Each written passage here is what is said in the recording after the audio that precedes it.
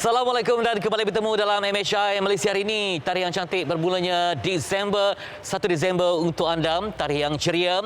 Terima kasih untuk semua yang bersama kami sepanjang hari ini dan juga untuk warga KL City. Tahniah untuk anda, ramai mengaku Kuala Lumpur hari ini. Okey, selamat berjuang untuk anda semua. Baik, hari ini kita juga nak memaparkan banyak elemen ketabahan, elemen-elemen yang berkaitan dengan perjuangan, tentang survival, tentang kehidupan yang begitu mencabar, tapi ada insan yang betul cekal, yang tabah, yang kreatif demi layari kehidupan mereka.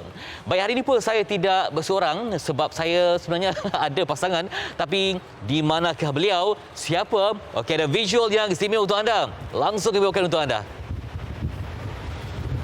Assalamualaikum Fitri, apa khabar? Dan apa khabar para penonton Malaysia hari ini? Kita bukan nak jalan-jalan cari makan. Kalau boleh kita nak cari sarapan pagi ni. Tapi saya bersama dengan Encik Razwan Muhammad kita. Inilah dia. Beliau yang telah pun menjelajah satu semenanjung dan sampai Sabah Sarawak juga dengan kereta Pro 2 Alza-nya. Dan kita akan lihat ubahsuaian yang telah dilakukan dalam kereta. Kerana beliau hanya membawa kereta dengan satu tangan dan satu kaki saja. Itulah yang memberikan inspirasi kita di pagi hari. Jadi apa kata kita bersama dengan Fitri di luar sana. Encik Razwan Muhammad dah bersedia? Dah bersedia. Okey, nampaknya telah muncul insan yang kami sebutkan tadi. Seorang individu yang sangat berjasa, seorang individu yang begitu bermakna. Rizwan akan muncul bersama kita selepas ini untuk berkongsi kisah kehidupannya.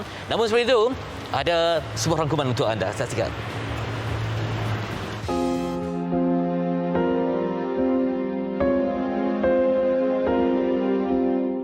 Dahulu dia seperti insan normal lain.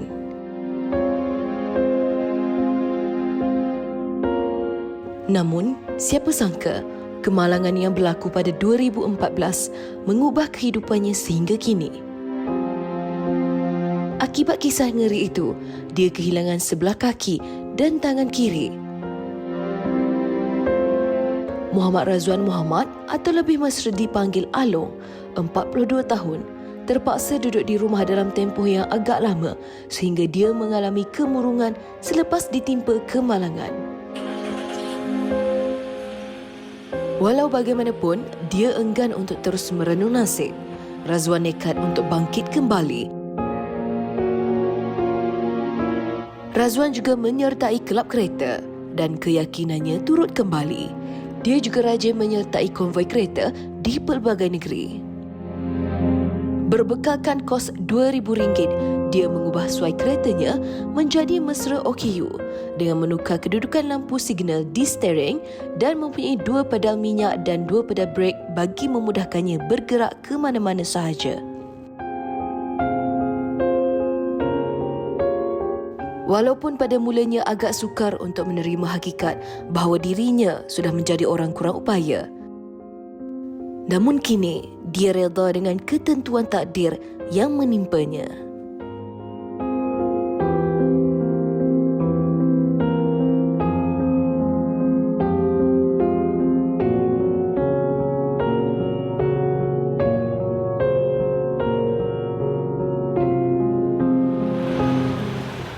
Baik, itu dia kisah Rizwan akan kita kongsikan nanti yang memberi inspirasi untuk semua.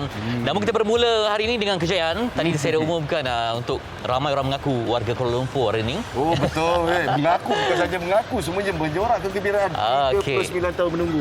Baik, dan juga untuk mereka yang berjaya dalam malam hari hadiah kebangsaan Malaysia 2020 yang tertangguh disebabkan COVID-19 yang disambut pada setiap Mei sebenarnya, tapi dibawa ke Disember sebabkan isu ini.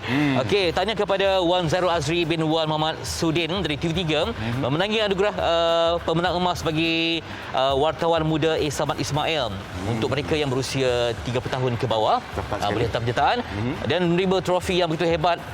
Juga kepada dokumentari video terbaik masih lagi milik Majalah 3 untuk tahun yang kedua daripada Gan Bok Kim, Christine Lee Mei Chin, Hairul Izwan bin Aminuddin, Muhammad Hassani bin Yamin dan Siva Sagaran Gopal, yang mana dulu kita hanya memberi kepada wartawan. Kali ini satu tim akan dapat sebab mereka dalam pasukan yang sama memastikan video ini yang mana light technician, yang mana cameraman, yang mana lighting man bergabung tenaga.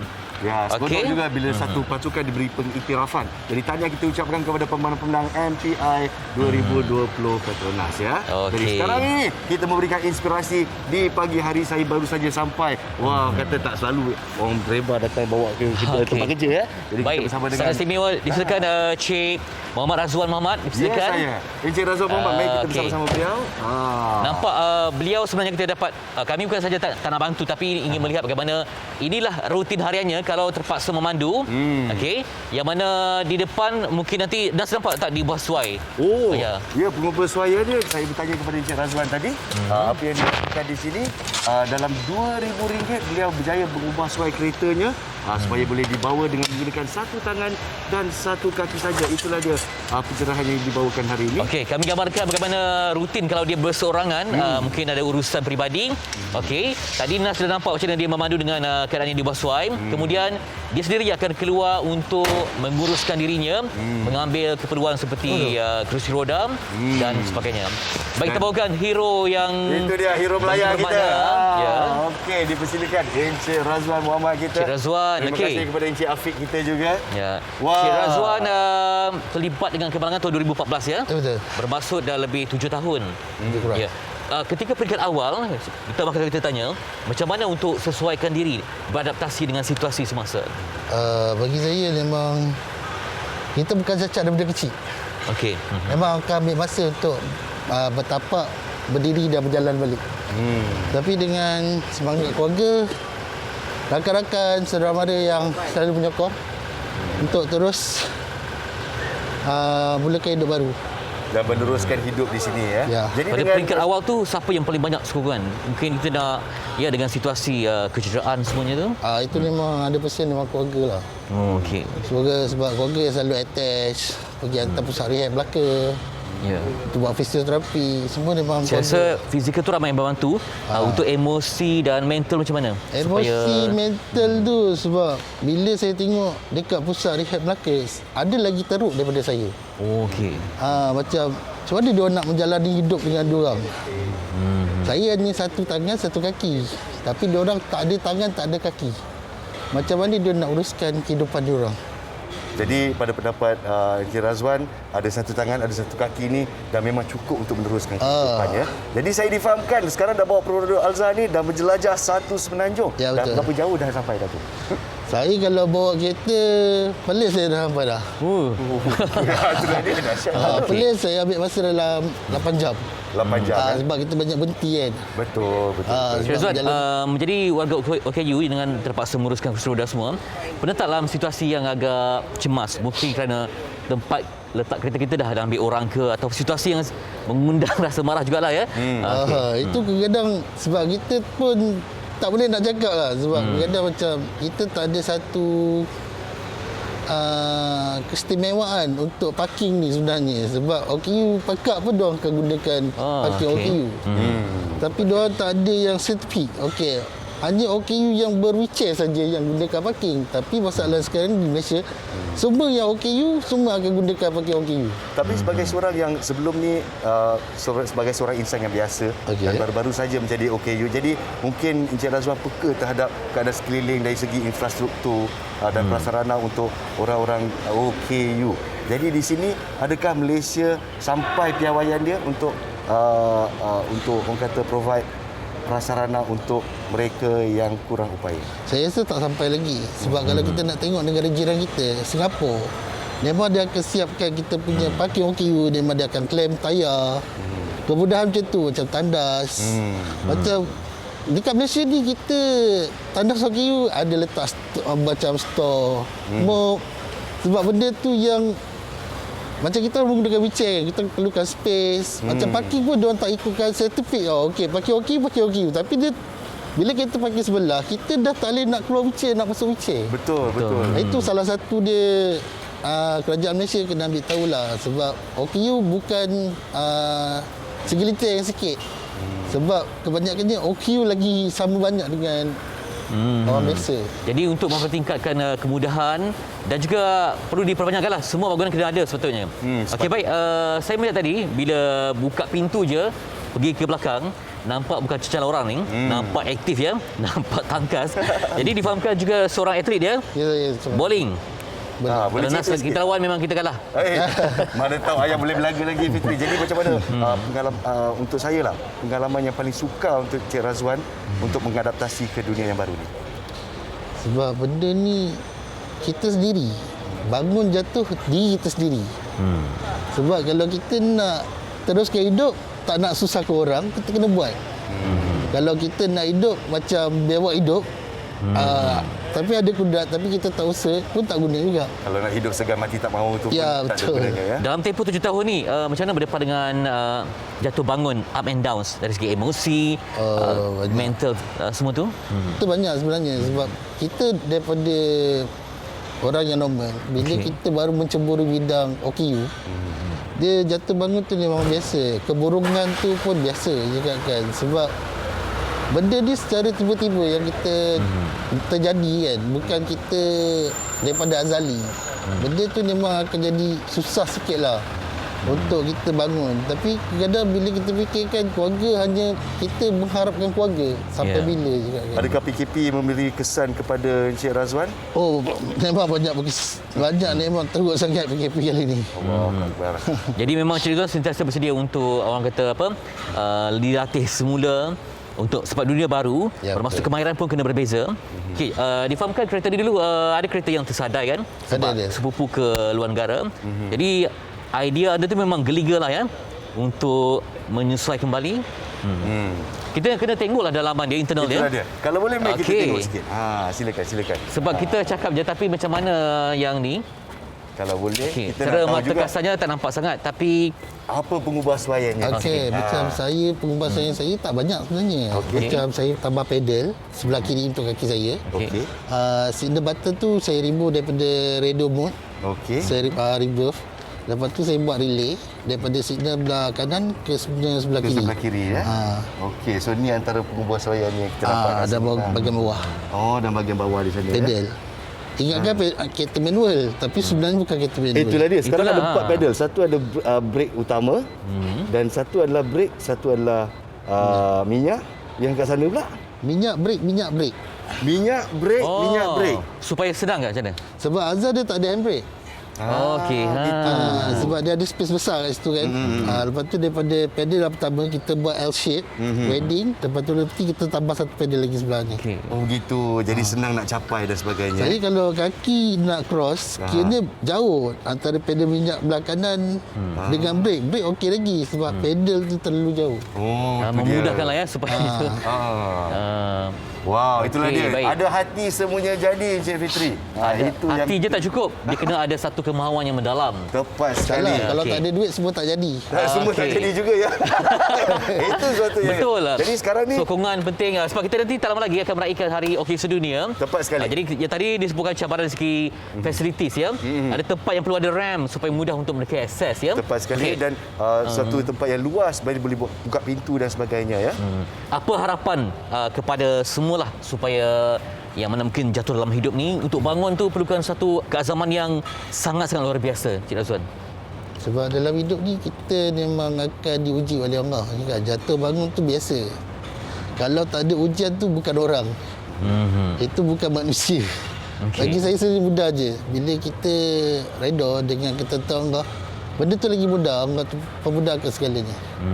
Okey. Yalah, tanpa usaha, impian tu takkan jadi kenyataan. Bila kita bersama dengan Encik Razwan ni, kita berasa kecil sungguh ya. Niat kita nampak dia macam gergasi Betul, begitu bila kehebatannya. berjaya mengatasinya ya. Sebab betul kata Cik Razwan, ada dua tempat yang senang. Yang pertama fantasi, yang kedua syurga. Syurga insya-Allah. Yang lain tu kita kena berjuang berusaha jatuh bangun kehidupan dunia ni. Terima kasih banyak. Terima kasih. Cik Razwan yang mana susah payah datang sini, mandu ya, satu tangan. Dari Seremban, Datang dari Seremban. kelajuan ni dia pun memang atlet kan.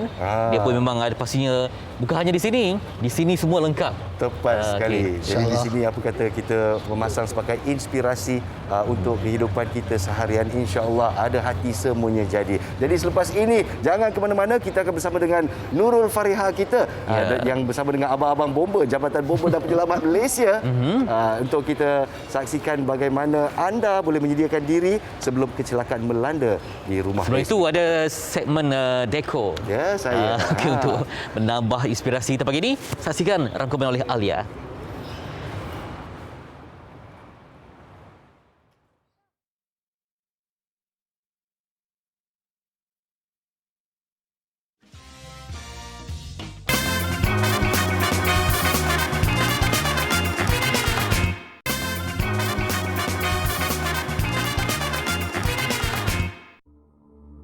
Kira-kira 15 buah rumah atas air di Kampung Meruntum, Lok Kawi, Kota Kinabalu musnah dalam satu kebakaran semalam. 4 keluarga maut dalam kebakaran sebuah rumah teres 2 tingkat di Taman Hunggap Penampang Sabah awal pagi tadi. Kira-kira 30 penduduk di Kampung Gong Limau, Kemaman tinggal selai sepinggang selepas 6 buah rumah didiami mereka musnah dalam kebakaran petang semalam.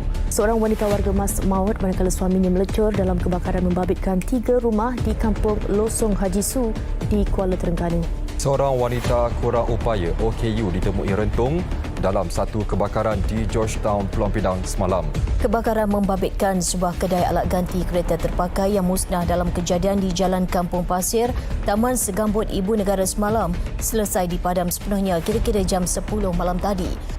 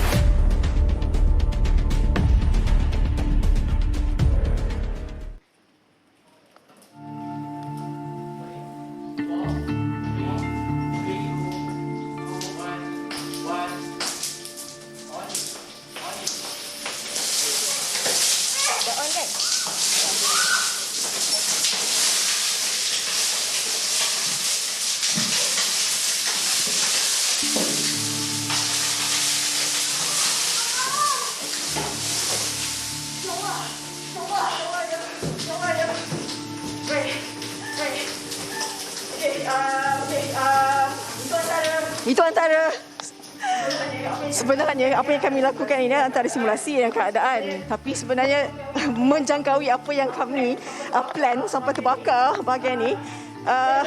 Saya tadi tak boleh fikir apa. Saya fikir macam mungkin simbah air ke dalam periuk ni. Saya masih panik lagi. Dan kita bersama dengan penolong penguasa bomba Siti Asma Jamion. Ini dari Balai Jabatan Bomba dan Penyelamat Malaysia Negeri Selangor di Bukit Jelutong Shah Alam. Puan, tadi ini antara simulasi ataupun keadaan yang biasa berlaku ketika kebakaran di bahagian dapur. Sebab saya tadi memang awal-awal saya fikir nak cuar air je. Okey. Apa yang tuan-tuan dan puan-puan saksikan itu adalah real sebenarnya, kenyataan yang terjadi sebenarnya. So kadang-kadang kita tak nampak orang macam tak tahu apa yang sebenarnya terjadi. Tapi itu adalah yang terjadi sebenarnya. Punca-punca kebakaran dan bahan-bahan yang boleh mengakibatkan kebakaran itu merebak dengan cepat. Nampak kan? Merebakkan api itu terlalu cepat. So antara punca-puncanya adalah kecuaian. Kadang-kadang kecuaian kita sendiri. Okey, kecuaian kita sendiri terlupa bila kita melakukan aktiviti memasak dan sebagainya, kita terlupa untuk memadamkan api. Dan antaranya lain mungkin ada kerosakan pada peralatan pemasak kita. Kalau tadi saya keadaan panik saya nak ambil air dan curah bagaimana? Okey, sebenarnya kalau kita tengok, nampak tak percikan tadi tu puan? Okey, percikan tu tadi dia adalah gabungan air dengan minyak. So tak sesuai bila kita curah air. Air memang kita tak nafikan sebagai satu bahan untuk pemadaman, tetapi tidak sesuai untuk digunakan untuk pemadaman di dapur sebab dia bercampur dengan minyak. Dia akan mercik dan akan mencederakan diri kita sendiri. Okey, antara tadi kecawaian kita sendiri dan juga mungkin antara punca-punca lain seperti mungkin kita hos ni sendiri gas tu kan. Okey, antara lain mungkin ada kerosakan pada peralatan dapur kita. Contohnya pada hos kita, kebocoran. Kadang-kadang kita pernah dengarkan kebocoran gas apa semua kan. Sebenarnya kebocoran pada hos gas tersebut. Macam mana boleh berlakunya? Kadang-kadang kita ialah orang kampung kadang-kadang kan lama menggunakan bahan, dia terlipat ke, sometimes benda-benda yang terlipat macam ni, lama-lama dia akan terkoyak dan akan dia menghasilkan kebocoran. So kadang-kadang kita terhidu bau gas apa semua. Macam mana kita nak detect dia kan? So kita boleh gunakan air sabun. Untuk kita gunakan, sekiranya ada buih tu, maksudnya dekat situ mungkin ada berlaku kebocoran. Okey, Puan. Saya nak minta tolong Puan kita ulang simulasi cara yang betul sebenarnya untuk suri rumah. Satunya bila berhadapan dengan keadaan seperti tadi, kan? Boleh? Okey. Dan kita boleh tunjukkan juga sementara tu, Puan, boleh hidupkan api.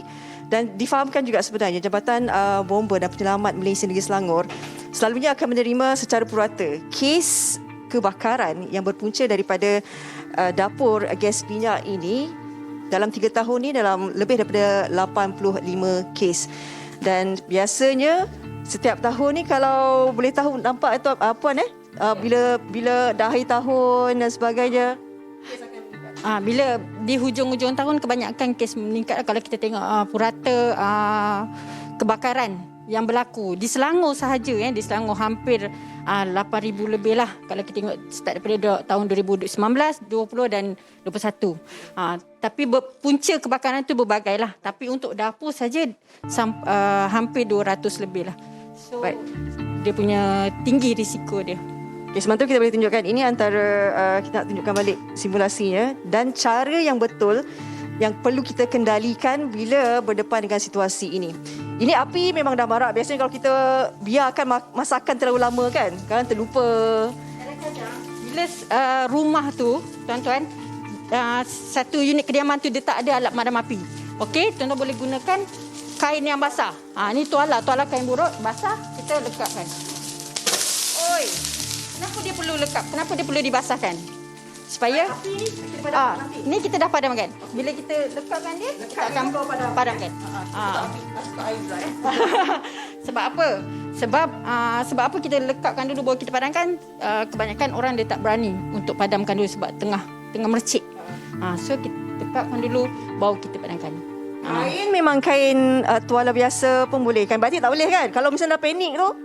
Boleh, tapi dengan syarat dia perlu dibasahkan dahulu. Sebab apa? Sebab bila kita basahkan, udara tidak boleh masuk dalam ni. Dia menghalang daripada. Tujuan dia satu saja, sama je, untuk melemaskan. Bila api kita lemaskan, dia tak akan menyala. Selain bila dah padam macam ni, apa tindakan seterusnya? Okey, sebenarnya dia ada cara yang lain. Kadang-kadang kita dalam panik, apa yang kita nampak, kita akan guna. Betul tak? Okey. Cara yang lain? Hidupkan balik api ni.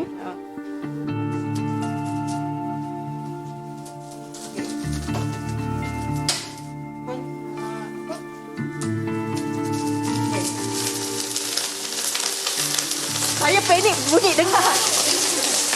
Kita boleh gunakan tudung periuk. Kita biarkan dia. Ini saya tak mampu nak buat kalau cara ni tutup macam ni. Okey. Kebocoran gas pula macam mana, Puan? Okey, kalau kebocoran gas, selalunya kebocoran gas di unit kediaman, saya nasihatkan tutup terus kepala gas ni. Okey, kita tutup terus kepala gas ni. Kita tutup. Okey, kita bawa gas ni keluar. Tapi sebelum tu kita kena buka semua tingkap-tingkap yang ada.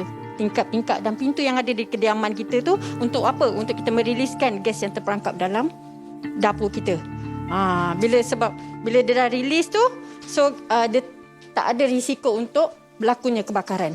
Maknanya apa yang kita perlu lakukan adalah perlu melihat juga di sekeliling barang-barang yang sesuai. Maknanya kita juga kena peka dari segi baunya. Ya, betul Puan. Sebab daripada bau tu lah kita boleh tahu dapur kita kan. Maksud kita tahu bau yang something yang macam apa, gas ke ataupun hangit ke, terbakar dan sebagainya kan. Kita perlu alert lah. Tapi bila berlaku kebakaran memang orang tak perasan pun benda ni. Nasihat Puan kepada suri rumah yang berada yang sedang menonton, mungkin ini antara sedikit ilmu yang perlu ada pada setiap diri kita ni. Okey, nasihat saya pertama kali yang saya perlu nasihatkan, sila adakan alat pemadam api 1 unit setiap rumah. Itu untuk keselamatan. Yang kedua, tolong jangan panik. tolong panik. Sebab kebanyakan berlaku kebakaran ni yang tidak dapat dikawal, apa kita cuba untuk madamkan, kita panik. Bila kita panik, kita dalam keadaan tergopoh-gapah dan banyak lagi benda yang akan terjadi. So jangan panik. Kemudian sekiranya api itu tidak dapat dikawal, hubungi segera pihak bomba. Dial 999. Itu yang paling penting. Supaya jangan dah habis terbakar baru kita nak hubungi pihak bomba.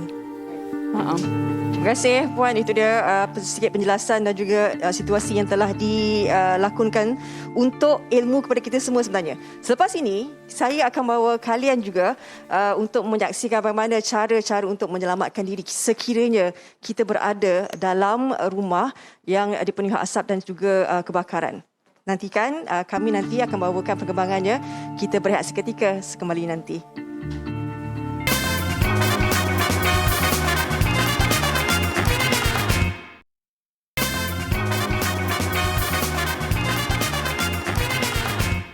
Kembali dalam MSI nak menambah ilmu berkaitan dengan kesihatan. Kita nak fokus pada peka B40.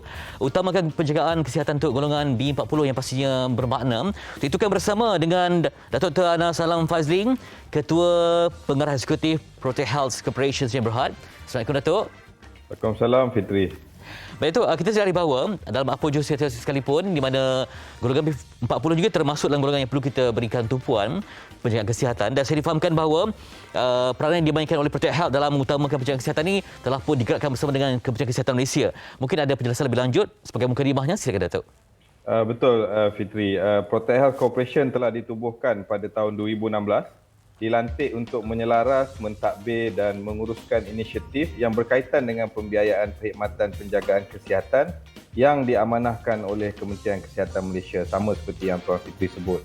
Dan antara skim yang turut dikendalikan oleh Protect Health adalah skim peduli kesihatan untuk kumpulan B40 atau nama singkatannya PKB40. Skim ini diwujudkan untuk memperkasakan golongan B40 dalam mendapatkan akses kepada penjagaan kesihatan yang berkualiti. Banyak faktor yang menyebabkan golongan B40 ni terbeban dalam mendapatkan penjagaan kesihatan yang berkualiti. Antaranya seperti masalah kewangan tidak stabil ataupun beban kerja, komitmen kerja yang pelbagai sehingga tiada masa untuk mendapatkan saringan kesihatan atau rawatan lanjut. Dan juga health literacy, iaitu kurang kesedaran dan pengetahuan mengenai penyakit tidak berjangkit. Jadi melihat permasalahan-permasalahan ini, Kementerian Kesihatan Malaysia telah mewujudkan satu inisiatif kerajaan yang dinamakan PKB40. Dan Protect Health telah dilantik sebagai pengurus skim ini untuk menyampaikan perkhidmatan kesihatan berkualiti kepada golongan B40. Dan PKB40 ni, Fitri, fokus dia adalah health screening, iaitu memberikan saringan kesihatan secara percuma. Sebab kita nak prevention, kita nak detect early to prevent complication. Jadi kita nak saring semua golongan B40 di negara ini. Dan kalau kita tahu juga, NCD ni adalah penyumbang kepada kadar kematian yang tinggi di negara kita. Tinjauan NHMS pada 2019 menganggarkan kira-kira 3.4 juta penduduk dewasa menghidap sekurang-kurangnya 2 penyakit tidak berjangkit, Fitri. Dan Protect Health juga telah mengeluarkan laporan PKB40 untuk memberitahu keputusan-keputusan saringan yang kami telah adakan pada tahun 2019 dan 2020. Yeah. Boleh juga dilihat di laman protecthealth.com.my, Tuan. Baik, Datuk, saya seronok membaca ini di mana kata, serta kalau ada yang susah kan, kos untuk menampung pun dah beban, nak pergi ke hospital pun satu bebanan ya, ataupun tempat rawatan. Tapi termasuk juga dalam kategori manfaat, insentif tambang pengangkutan yang tersenarai dalam manfaat dalam mereka yang layak untuk PK40 ini. Mungkin dapat perincikan senarai manfaat yang dapat mereka perolehi seandainya terpilih untuk dalam PKB40, silakan. Jadi kepada semua penerima BSH atau BPR, dia automatik layak PKB40, Fitri. Jadi tak perlu apply, tak perlu mohon, tak perlu isi borang. Cuma pergi mana-mana klinik Protect Health, ada 3,000 seluruh negara yang berdaftar dengan Protect Health, atau pergi mana-mana klinik kesihatan, dia boleh dapatkan manfaat saringan kesihatan percuma. Jadi bila dah buat laksanakan saringan kesihatan percuma ni, ada lagi 3 manfaat. Jumlah manfaatnya ada 4. Manfaat kedua adalah bantuan alat perubatan, ada 10 kategori dan setiap individu layak tuntut sehingga maksimum RM20,000 seorang. Kemudian ada manfaat ketiga, insentif melengkapkan rawatan kanser, maksimum RM1,000 seorang. Dan juga yang macam Tuan Fitri sebut tu, memahami yang golongan B40 ni mungkin ada masalah mobiliti pergerakan dan kos. Kita ada manfaat insentif tambang pengangkutan di mana PKB40 ni akan memberi insentif wang tunai untuk membayar kos pengangkutan untuk mendapatkan rawatan melalui manfaat yang kedua tadi, alat perubatan dan juga manfaat insentif melengkapkan rawatan kanser. Jadi bila dia pergi hospital, doktor di sana akan mengisi berapa kilometer perjalanan dan Protect Health akan transfer tunai kepada akaun penerima PKB 40 ni, Tuan Fitri. Dan saya juga melihat bahawa kerajaan sangat serius dalam usaha untuk membantu B40 ini. Jadi terpulanglah kepada mereka untuk sama-sama juga memberi kemuliaan kepada kesihatan mereka dengan mengambil berat apa insentif yang ditawarkan, apa saranan Datuk kepada mereka supaya sentiasa cakna dengan maklumat kesihatan peribadi, sentiasa ada inisiatif ya untuk sama-sama memajukan kesihatan demi kebaikan bersama. Sebab kalau ketua keluarga mungkin ada masalah kesihatan, bimbang anak-anak di bawah tanggungan tu juga akan terjejas ya. Saranan Datuk silakan. Jika saya boleh ambil peluang ini Tuan Fitri, kalau kita lihat pandemik COVID-19, yang paling terkesan adalah golongan mereka yang mempunyai penyakit tidak berjangkit. Jadi mereka ada penyakit tidak berjangkit, datang COVID-19 dan mereka paling terkesan. Dan kalau kita lihat kadar kematian daripada pandemik ini adalah mereka yang punya NCD. Jadi ini saya ingin sarankan kita perlu meningkatkan health literacy secara umum. Golongan PKB 40 kita ada peluang, kita ada saringan kesihatan percuma, kita ada banyak-banyak manfaat yang kerajaan telah sediakan. Saya seru semua untuk dapatkan saringan kesihatan percuma ini. Kita kena tahu kesihatan kita sebab prevention is better than cure, Tuan Fitri. Dan mereka boleh rujuk di laman Protect Health nak lihat kelayakan mereka di pkb40.com.my. Cuma layar laman web pkb40.com.my dan jika anda layak ataupun cuma terus pergi ke mana-mana klinik, ada 3,000 seluruh negara yang berdaftar dengan Protect Health. Ada logo PKB40 depan klinik swasta tersebut dan mana-mana klinik kesihatan seluruh negara. Kita dapatkan saringan kesihatan, kita tahu status condition kesihatan kita dan kita boleh laksanakan modification atau sedikit perubahan kepada gaya hidup supaya kita dapat kehidupan yang lebih berkualiti dan memanjangkan hidup kita. Terima kasih Tuan. Ya, sebagaimana tagline daripada Protect Health, kesihatan anda misi kami. Terima kasih Datuk Dr. Anas Alam Fazli, Ketua Pengarah Eksekutif Protect Health, berkongsi sesuatu yang bermakna untuk PKB 40. Sekali lagi terima kasih banyak. Demikian pengisahan ataupun perincian tentang manfaat yang mereka terima. Dan Nas, ada sesuatu ke? Yang tadi saya tengok awak kena pergi pas ke apa? Panas? Oh, saya begitu teruja melihat Cik Fitri Aya bercerita dengan yang berbahagia Datuk Doktor kita tadi ya. Jadi saringan kesihatan ni dah lebih dari 40. Fitri dah saring kesihatan ya? Ya betul Baguslah. Baiklah. Dan sekarang di pagi ini kita berikan inspirasi kepada anda dari segi dekorasi kepada anda yang ingin mencari inspirasi macam mana nak mendekorasi rumah. Apa kata? Kita lihat bingkisan ini, konsep kafe begitu. Saksikan.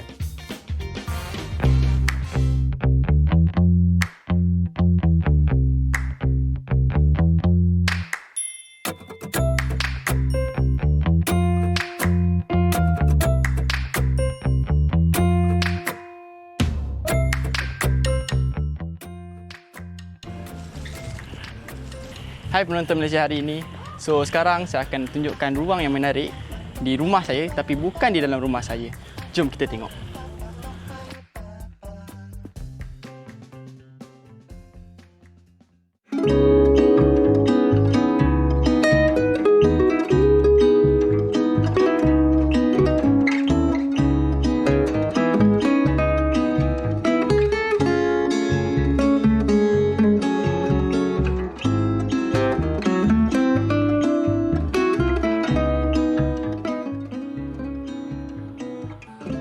start daripada PKP juga, MCO.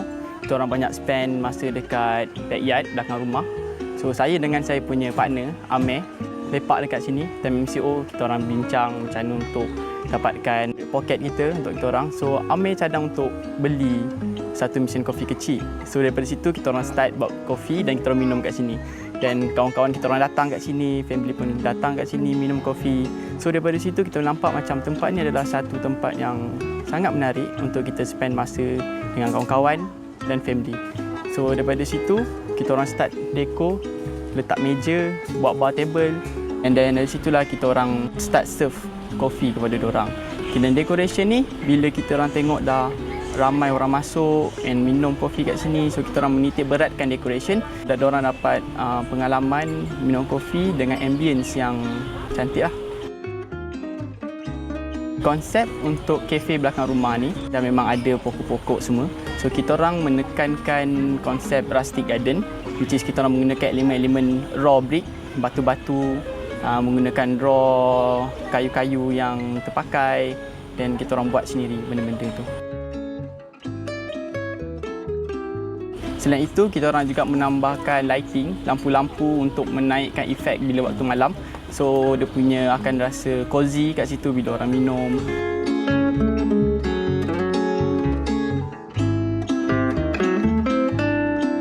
Dari segi kos tu, kita tak perlu bimbang. Kita boleh DIY, guna barang-barang terpakai untuk hias. Sebab kita tak tahu, dekat belakang rumah tu ada potensial untuk kita gain income and money. So, tak salah untuk kita mencuba. And barang-barang pun kita boleh dapatkan di tempat-tempat terpakai dan kita cantikkan balik, refurbishkan balik, so kita boleh gunakan semula.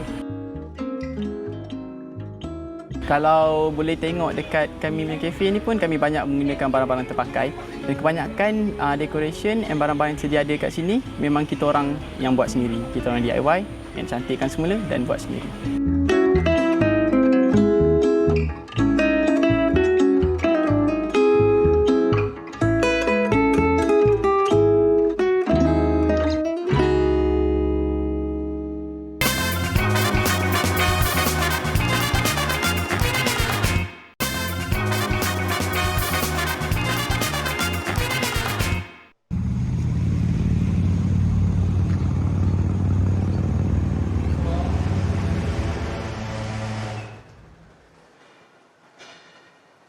Baik, kembali bersama saya untuk membawakan sikit ilmu kepada kita semua pada hari ini. Ini berkaitan dengan bagaimana untuk menyelamatkan diri apabila kita berada dalam situasi kecemasan, iaitu kebakaran. Saya nak tunjuk satu. Tadi kalau kita berada di dapur, saya terpaksa tukar mask ni. Warna dah lain kan? Saya nak tunjuk. Ini, bayangkan sedangkan kita pakai mask pun, terhidu asap di dapur tadi tu, boleh berjelaga hitam dan ada sedikit rasa lemas.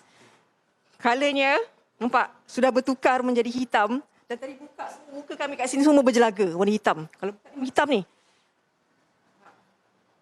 Jadi bayangkan kalau kita berada di dalam rumah, di dalam ruang tamu, kita tak pakai mask, dan berlakunya kebakaran, bagaimana asap tu terus masuk dan dihidu oleh sesiapa saja yang berdepan dengan situasi sebegini. Baik, kita nak terus bersama dengan penguasa bomba Muhammad Nurizawan Basri, merupakan Ketua Cawangan Kesedaran Awam Bahagian Keselamatan Kebakaran Jabatan Bomba dan Penyelamat Malaysia Negeri Selangor. Assalamualaikum. Assalamualaikum Farihah, terima kasih. Baik, ini satu pengalaman baru buat kami tadi, walaupun berada dengan simulasi, semuanya muka boleh buka, semua muka berjelaga hitam. Inilah situasi yang sebenarnya berlaku. Apa yang kita lihat tadi sebenarnya walaupun dia ada sekadar simulasi, tapi itulah senario yang sebenarnya berlaku jika sesuatu kebakaran yang sebenarlah, Farihah. Baik, pada masa yang sama kita akan kongsikan juga keadaan yang berada bila seseorang itu berada di dalam rumah. Dan mungkin Tuan boleh nanti kongsikan bersama kami apa sebenarnya yang berlaku. Ini adalah daripada realiti, kan? Ya, betul Farihah. Sekarang ni sekejap lagi kita akan tengok satu simulasi di mana ini adalah asas kepada penyelamatan yang saya kira masyarakat perlu tahu sebagai maklumat foundation, maklumat asas sekiranya kediaman mereka terlibat dengan kebakaran, Farihah. Okey. Dan ini mungkin Tuan boleh terangkan. Mungkin pasti ini Kita berada di satu ruang tamu yang agak tertutup. Okey Faria, kebiasaannya kita akan respon dengan bau-bauan kimia. Seperti saya percaya masyarakat penonton di rumah biasa dengan keadaan ini. Bila sesuatu bau yang luar biasa, luar daripada kebiasaan berlaku, kita akan membuat siasatan apakah dan punca daripada mana kebakaran itu berlaku. Okey, kalau kita tengok sekarang di skrin, bila sesuatu kebakaran berlaku, apa yang kita perlu buat adalah kita buka tingkap Faria untuk memberikan ventilation pengudaraan yang baik kepada kita sendiri. Kemudian kita akan mencari punca api tersebut sama adakah dia berlaku di kawasan dalaman ataupun dia berlaku di kawasan luar daripada kediaman kita. Jadi tindakan pertama yang kita perlu lakukan adalah kita perlu merasa tombol pintu. Sebabnya melalui tombol pintu ni kita dapat mengetahui kepanasan. Ya, ini adakah kebakaran itu berlaku dekat dengan kita atau berjauhan kadar heat, kadar panas tersebut. So apabila kita rasakan ianya selamat, maksud saya daripada tombol tu kita rasa panas dia, kita boleh buka pintu, maksudnya kebakaran tu berada sedikit jauh daripada kita. Kita hendaklah membuka pintu secara perlahan-lahan Fariha. Tujuannya supaya tidak ada apa-apa berlaku yang boleh membahayakan kepada kita. So selepas itu kita hendaklah melakukan secara merangkak Fariha untuk keluar daripada tempat kebakaran. Ini bertujuan untuk makluman tuan-tuan yang penonton yang berada di rumah. Untuk makluman tuan-tuan, sekiranya berlaku kebakaran, udara daripada pinggang ke atas akan terdapat banyak bahan kimia, which is banyak udara panas, di mana daripada pinggang ke bawah pula adalah udara-udara sejuk yang membolehkan kita untuk menyelamatkan diri Fariha. Baik. Bila kita tidak berasa panik tuan, dan juga mungkin saya rasa bila kita daripada rumah, kadang-kadang nak keluar tu kita tahu nak merangkak, cumanya bila kita ada pintu grill dan sebagainya, kunci tu tuan. Bagaimana sebenarnya sebelum, mungkin ini antara persediaan kita juga sebab kita tak tahu bila kemalangan akan berlaku, bencana akan berlaku kan. Okey, pesan saya adalah untuk penonton-penonton di rumah, pastikan tuan-tuan menyimpan kunci di tempat yang senang untuk dicapai. Kemudian pastikan tuan-tuan juga ada membuat latihan bersama keluarga sekiranya berlaku apa-apa kebakaran. Kerana Fariha, perkara-perkara seperti ini pada pandangan saya, ia seperti tidak dititik beratkan di peringkat keluarga. Jadi saranan saya perlulah ada sesuatu plan daripada family untuk memberikan tunjuk ajar yang bagus kepada yang lain lah. Maksudnya cara untuk kaedah penyelamatan, kaedah melepaskan diri daripada api dan sebagainya Fariha. Dan tadi kalau merangkap, ada tak cara lain tuan? Mungkin api dah besar dan sebagainya, mungkin perlukan orang kata pakai tuala yang basah dan sebagainya. Sekiranya terdapat bahaya-bahaya api yang luar daripada kebiasaan, maksudnya bahaya-bahaya api yang besar, tuan-tuan boleh menggunakan cadar atau selimut untuk sebagai peninding tubuh kita, untuk tuan-tuan menyelamatkan dirilah. Tapi kaedah merangkak adalah kaedah yang utama yang harus ditekankan di sini. Kerana saya khawatiri ketika berlaku proses penyelamatan, mangsa tidak dapat melepaskan diri daripada asap dan akan lemas. Kebanyakan mangsa yang terlibat dengan kebakaran ini akan lemas di dalam tempat kebakaran tersebut Fariha. Tuan, sedikit nasihat untuk penonton MHI. Okey, nasihat saya kepada penonton MHI, terutamanya sekiranya tuan-tuan membeli barangan-barangan peralatan elektrik, pastikan ia telah disahkan oleh pihak SIRIM dan sebagainya. Ini kerana kebanyakan sekarang kalau kita lihat banyak pengguna-pengguna membeli barang secara online tanpa mengutamakan keselamatan barangan tersebut. Lagi satu Fariha, sekarang ni kalau kita tengok, saya cadangkan adalah untuk mereka sesiapa yang ingin membuat renovation dan sebagainya, pemasangan haruslah daripada juruteknik yang bertauliah. Baik, terima kasih Tuan. Itu sikit penerangan. Moga-moga apa yang kita kongsikan pada hari ini menjadi iktibar dan juga ilmu pengetahuan kepada kita semua. Baik, kita akan berehat seketika. Kita nak kembali kepada Sri Pentas untuk kita kongsikan lagi pengesahan MHI. Terima kasih. Terima kasih Fariha, terima kasih di atas penerangan dia untuk menjaga keselamatan apabila kita bercerita tentang kebakaran di rumah. Malang tidak berbau. Gitu. Okey, baik, kita nak bersama dengan salah seorang pemain. Pemain lah. Dia pemain juga. Dia pemain juga. Kesian dia. Okay. Tapi dia pemain mana? Selangor. Dia pemain orang kata main kat rumah aja. Okey, bersama dengan Hanif Miswan di talian. Hanif? Ya, saya. Anda ni sebagai pengadil Saya tengok semalam awak rancak betul mengulas. Jadi tahniah diucapkan 100 tahun Piala Malaysia. Anda lah menjadi pengacaranya. Tahniah kita ucapkan. Jadi macam mana suasana semalam? Ya, terima kasih Nas, Pat. Saya pun nak kongsi keterujaan ni jugalah sebab macam yang Nas cakap 100 tahun kan. Dan memang kami dipersiapkan, mana yang bertugas malam tu dipersiapkan untuk meraihkan ulang tahun 100 tahun tu. Tapi dalam masa yang sama kita tahu ni dalam pandemik dan dia tak sama macam final-final sebelum ni. 2020 tak ada final, 2019 yang terakhir. Penyokong pun diumumkan secara rasmi semalam hanya 19,000 saja yang hadir. Dia sedikit berbeza tapi kita penganjur cubalah untuk memberikan kemeriahan tersebut dan tapi aksi bagi saya lebih penting kat padang tu lah. Memang kejutan. Jadi kalau ikutkan sentimen memang ramai ke yang memang betul-betul mengharapkan keajaiban KLCT ni? Fairy tale tercipta pada 100 tahun ni. Betul sebab kita memang jangka Johor Darul Takzim menang dengan apa jangkaannya lah kan. Betul lah. Kita memang favourite. Tapi dalam bola sepak ni apatah lagi kan ada term Majlis Piala Malaysia tu kan. Bila KLCT ni dengan penantian 32 tahun, saya 33 tahun, diorang 32 tahun nak masuk final ni. Kali terakhir menang piala. Jadi semalam tu memang menakjubkan. Hanif, rasanya apa yang mendorong kepada kebangkitan dan juga mungkin kekuatan benteng pertahanan KLCT ni? Sebab ramai memuji goalkeeper KLCT. Jadi apa sebenarnya yang melonjakkan prestasi KLCT ni? Sedangkan ramai kata macam KLCT akan kena titik tapi tidak terjadi ya. Dia berubah 360. Hanif, macam mana? Betul. Saya rasa jurulatih dia lah. Jurulatih dan juga pihak pengurusan. Mereka percaya pada satu sama lain. Coach dia cakap semalam dalam interview, dia cakap mula-mula dia ambil jadi jurulatih ni, dia tahu yang tim ni boleh menang piala. Manakala pemain-pemain dia, seorang pun tak rasa macam tu. Jadi dia terapkan perkara tu, mentaliti tu. Dia kata kita akan menang piala season ni, dan akhirnya tak ada siapa jangka dia orang boleh pergi final pun. Itu pun dah satu kejayaan. Tapi bila menang piala, kalahkan JDT tim paling banyak skor season ni, tak skor semalam. Itu memang hebat gila lah. Terima kasih Hanif, terima kasih di atas ulasan anda. Dan bila tapi Hanif masih Selangor saya masih lagi Selangor. Kita Red Giant sama-sama bro. Kita sama-sama. Terima kasih Hanif. Tapi dengan ulasan Hanif tadi dia berkata dia 33 tahun. KL menang selepas 32 tahun. Saya terasa tua sangat kerana saya ingat lagi 1989 KL menjulang Piala Malaysia. Zaman tu dah lama kan. Kita dah memang lama sangat tu. Terima kasih Hanif. Esok kita nak cerita tentang beli rumah. Ya saya. Adakah kini waktu yang sesuai? Adakah ini waktu yang sesuai pasca pandemik ini? Kita wawarkan di MHI. Ada tak keajaiban rumah yang murah?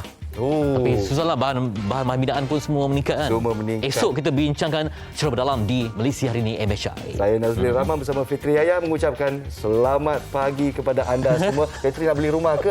Nak cari tips ke besok? Tak. Cuba nak tengoklah apa mungkin sentimen semasa. Ada yang kata okey, beli cash, harga murah je beli. Atau macam mana kan? Takut nanti tersalah langkah sebab beban yang besar untuk kewangan. Tepat sekali. Terima kasih dan kita jumpa esok hari di Malaysia Hari ini. Assalamualaikum.